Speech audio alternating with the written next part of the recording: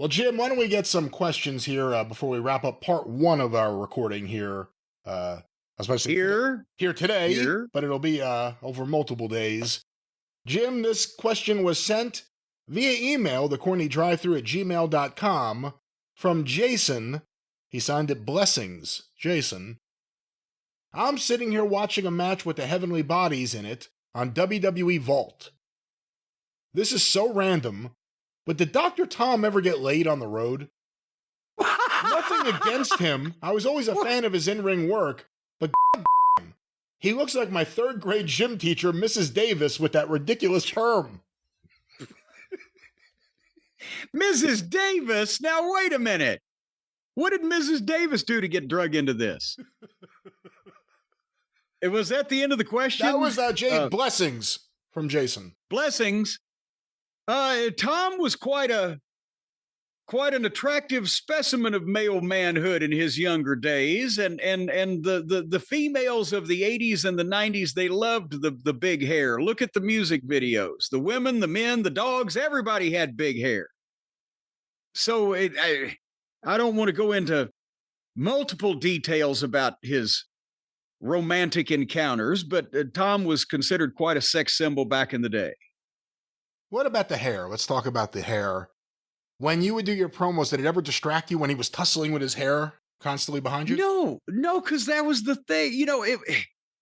A lot of people are like, why is he fiddling with his hair? It was something you remember as something that caught your attention, and he's doing that. And it's kind of like Piper didn't have a big, giant head of hair like that, but he would kind of scratch his head every now and then. Dr. Tom would do the same kind of thing where he'd scratch his hair every now and then as he was talking, just to illustrate that he was just all head up. But that was a big deal at the time when they came to him. Brother Bruce came to him with the Body Donna's thing, but you got to cut your hair. He wasn't going to do it. That was the one thing, deal breaker. God damn it, I'll cut my head with a razor blade. I'll take bumps off the top rope. I'll put people over. I'll goddamn whatever, but cut my hair. And he was fucking miserable when he cut his hair.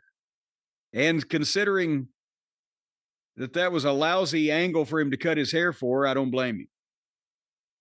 Was the haircut modeled on Candido or Susan Powder? That's honestly probably more Susan Powder, but because Candido had that hair to begin with, it worked. And for people who are going, who the fuck was she one of Moolah's girls? Susan Powter, Powter, was an exercise guru that had a commercial and or a infomercial on losing weight and exercise. Stop the insanity. Stop the insanity. That was her catchphrase. Yes. Yeah. And she had a burr haircut, that was bleached blonde, which was unusual for women back in the day to make the choice to actually shave their head. Now I see them on TV all the time. They're just bald. As the Bee Gees said, bald-headed woman. Where do you see all these bald-headed women? I don't know where you see them. You see them on TV all the time. Bailey's got half her head shaved. That doesn't count. Well, she's almost all the way there. But anyway, so poor Dr. Tom and Candido had the haircut anyway, but I don't know if Vince McMahon might have thought that he was modeling Susan Powder, because he sure hadn't been watching Smoky Mountain. But yeah, Tom didn't like losing the hair, and especially for the Body Donna's gimmick. That was Jesus.